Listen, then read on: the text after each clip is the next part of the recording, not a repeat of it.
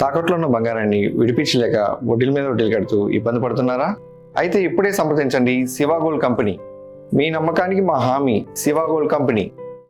పాశ్చాత్య దేశాల ఆంక్షలను ఏమాత్రం పట్టించుకోకుండా రష్యా నుండి ముడి చమురు దిగుమతి చేసుకోవడంలో భారత్ సరికొత్త రికార్డులు సృష్టిస్తోంది.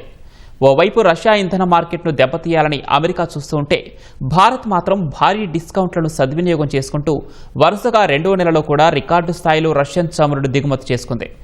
రష్యా చమురును శుద్ధి చేసి మళ్లీ ఆ ఆంక్షలు విధించిన దేశాలకి విక్రయిస్తూ భారత్ మాస్టర్ స్ట్రోక్ వేస్తోంది.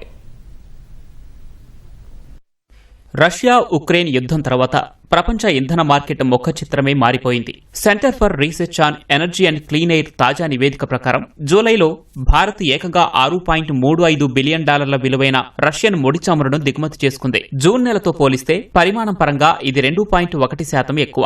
జూలైలో రష్యా నుంచి భారత్ కొనుగోలు చేసిన మొత్తం శిలాజ ఇంధనాల్లో కేవలం ముడి చమురు వాటాయే 87%గా ఉంది. 2021లో భారత్ మొత్తం చమురు దిగుమతుల్లో రష్యా వాటా కేవలం 2.5% మాత్రమే. కానీ ఇప్పుడు ఆ వాటా ఏకంగా 55.5%కి చేరింది. 2022 నాటికి ఈ సంఖ్య రోజుకు 7.40 లక్షల బ్యారెళ్లు, 2023 నాటికి రోజుకు సుమారు 1.8 మిలియన్ బ్యారెళ్లకు చేరుకుంది. దీంతో అప్పట్లో భారత్ దిగుమతుల్లో రష్యా వాటా 39%కి చేరింది.